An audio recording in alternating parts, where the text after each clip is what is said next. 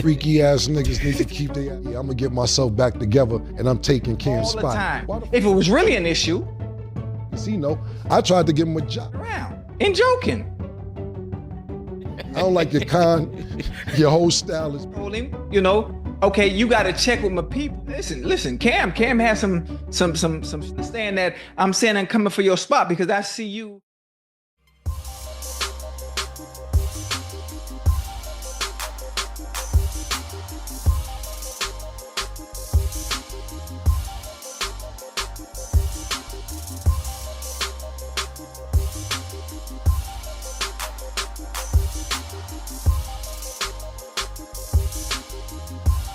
Ochocinco had opened up to Stephen A. about his enhancement surgery. So he was telling a story about how he was told to go deeper, but was already all the way in and he ran out of his tool. So he said he had to get surgery. And since then, he has been good. So the question is just men in general, should they be judged for having surgical enhancements to feel better about themselves and their manhood? I'm gonna let Cam answer that first. Freaky ass niggas need to keep their ass in. Enhancement surgery. So he still football related, but we're switching gears just a little bit because Ochocinco had opened up to Stephen A. about his enhancement surgery. So he was telling a story about how he was told to go deeper, but was already all the way in and he ran out of his tool. So he said he had to get surgery. And since then, he has been good. So the question is just men in general, should they be judged for having surgical enhancements to feel better about themselves and their manhood? I'm gonna let Cam answer that first. Freaky ass niggas need to keep their ass inside, man. You know what I'm saying? This is what they need to do, man. Fuck is you telling another grown man about you getting your tool piece a little bigger, man? I don't really fuck with Chad Ochocinco, to be totally honest with you. He all right, but at the end of the day, when we started this show, the nigga was hating from the very beginning. We started the show, we was doing very well, it was very successful. We didn't have no deal, no sponsors or nothing. We was doing this off the muscle. He comes out of nowhere talking about, yeah, I'm gonna get myself back together and I'm taking Cam's spot. Why the fuck you gotta take my spot, nigga? Fuck is you talking about? You been a football player your whole life, nigga. Now because I'm doing sports, you come and take my spot. And at that particular time, we had only been doing the show about 2.5 months, 3 months. But that's how much of an impact that I had that bitch ass nigga felt threatened, you know what I'm saying? Then after that, we try to call him, shout out to my nigga Bub. My nigga Bub knows some niggas he know. I tried to give him a job. He like, yo, talk to my agent. I said, I'm talking to you now. What the I don't do business like that. I talk to my agent. See, you so dumb, you can't even speak for yourself, stupid motherfucker. I tried to offer you more paper than you probably get now. Ask Mark Jackson how he got paid. Ask Mike Irvin how much he got paid. Ask them niggas if they was living lovely off the checks me and Murder would send them niggas. Ask them. I bet you ain't getting paid the money that Mark Jackson and Mike Irvin got paid working with us. I don't know this for a fact, but ask Mike Irvin and ask Mark Jackson if they get paid lovely. And if I threaten niggas like you, this is why you going to do the shit you doing. Fucking telling Stephen A. about getting your piece bigger? Yo, I don't like you, nigga. I don't like you. I don't like your whole style is bitch made, nigga, and I don't fuck with you. Try to give you a job, and then you go and suck the nigga Shannon off. Ooh, Shannon, why you go suck him off? For what? Pause. I came to you first. Oh, my agent handles anything. You dumb motherfucker. Your agent probably robbing you. Probably not as much well off as as niggas think you are. And if you still need a job, I ain't hiring no more. You better hope the nigga Shannon keep you with him, nigga. I don't like you. Hating on me for no motherfucking reason from the jump. Fuck me. Damn. Wow. What a statement. Any further thoughts? Oh man.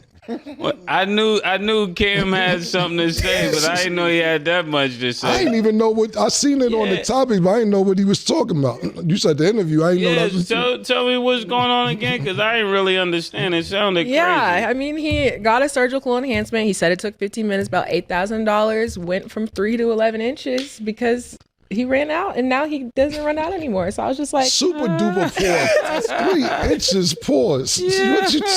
Yo, Stat, you making that up? yeah. It's not even a quote. Like, it was said directly from his mouth to Stephen A. And Stephen A. was like, I didn't ask that. Yeah, exactly. It was TMI for Stephen A. Fuck it. Nobody want to talk about it. Yeah, listen, at the end of the day, for you to even feel comfortable having this conversation is crazy. You probably got a BBL, nasty ass.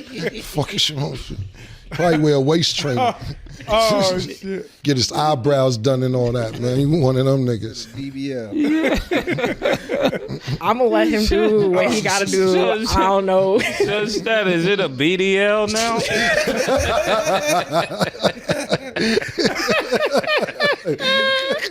Oh, shit. Oh, forgive me.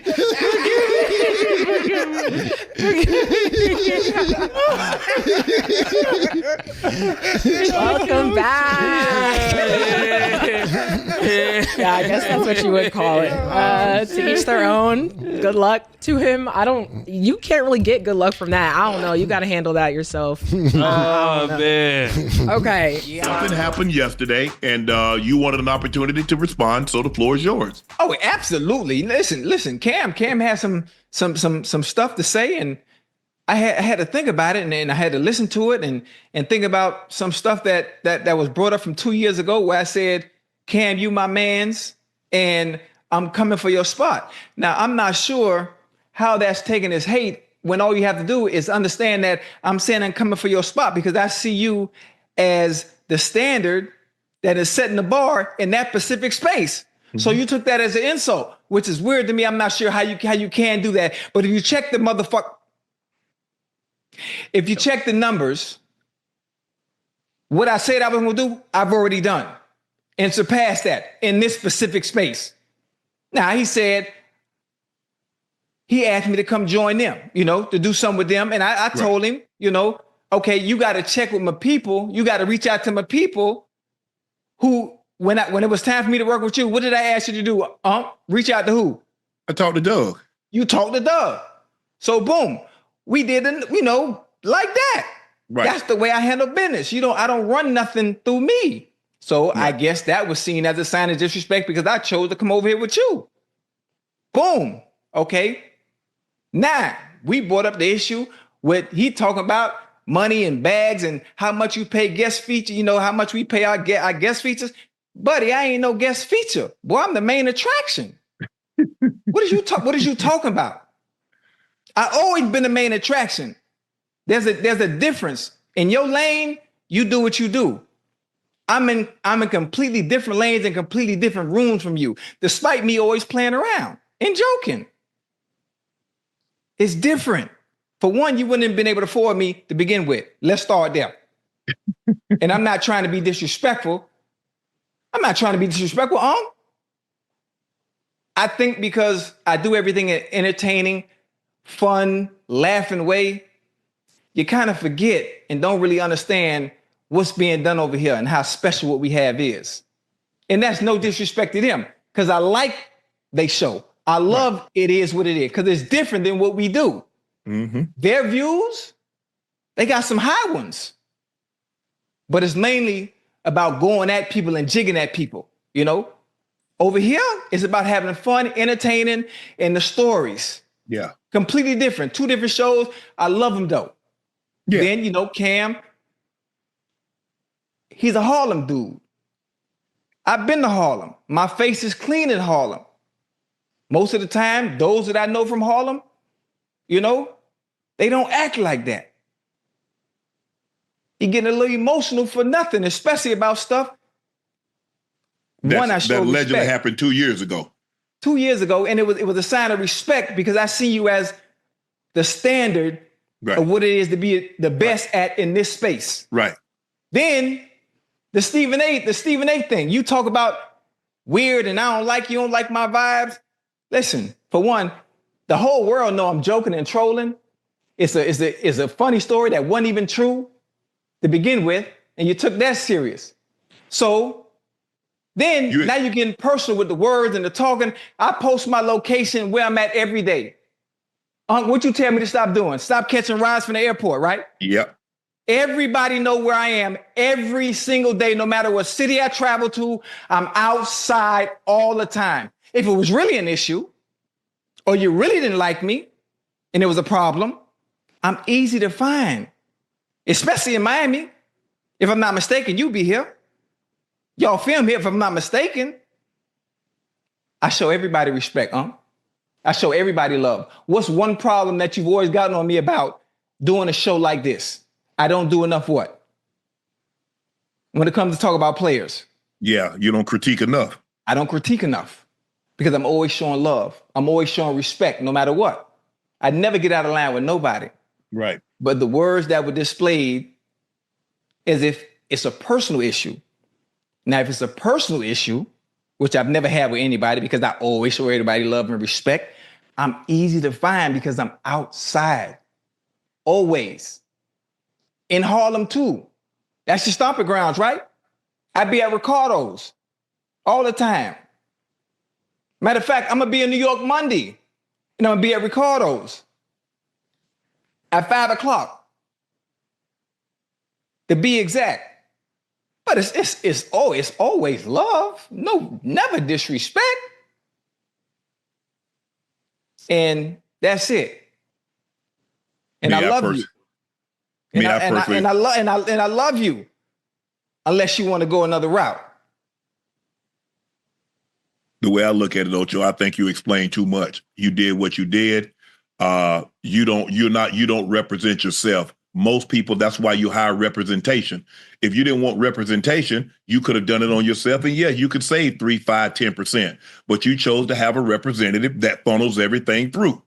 I reached out to Doug because I knew Doug was your representative. I didn't reach out to you first. I reached out to Doug. I said, hey, man, what's up with Ocho? Where I want to run something by Ocho. Funny, Ocho in town. Hey, can we meet at the Palm? And such and such a time. You showed up. I made the pitch to you. You say, Uncle, I'm good. I said, well, don't even worry about the money. I trust you. So that's how we handle that. I don't, like I said, look, people like, man, you don't, I say, bro, y'all got to know when Ocho's serious and y'all got to know when Ocho joking. Y'all don't seem to know which is which. So that's on y'all. I know when he's joking. I know when he's being serious. But for me, Ocho, and we had this conversation and you hit me up yesterday. I say, for me, I just let it rock. Yeah. I felt just then you explained too much. Yeah. But I did, listen, sometimes you got to clear the air, right? You got to clear the air because then you have an issue, right? Well, he could have called you, Ocho. If that was the case, if he had an issue with you, he could have reached out the phone and he could have called you. That's how I know it wasn't an issue. It wasn't no issue for real. You have a show to do. He has a show to do. He has a show to do, and I understand that. But the disrespect, you don't have to like me. I don't care about that part. Get in line. It's a lot of them. Right. But the disrespect like that, and then you got the wrong people hearing it, and it's ruffling feathers. It really shouldn't be ruffling because I don't move like that. Never have. This episode of Nightcap is brought to you by Cologuard, a non-invasive colon cancer screening test. Did you know colon cancer is considered one of the most preventable yet least prevented cancers? When caught in the early stages, colon cancer has a survival rate of 90%. So screening and early detections are key to reducing overall colon cancer deaths. That's why the American Cancer Society recommends that if you're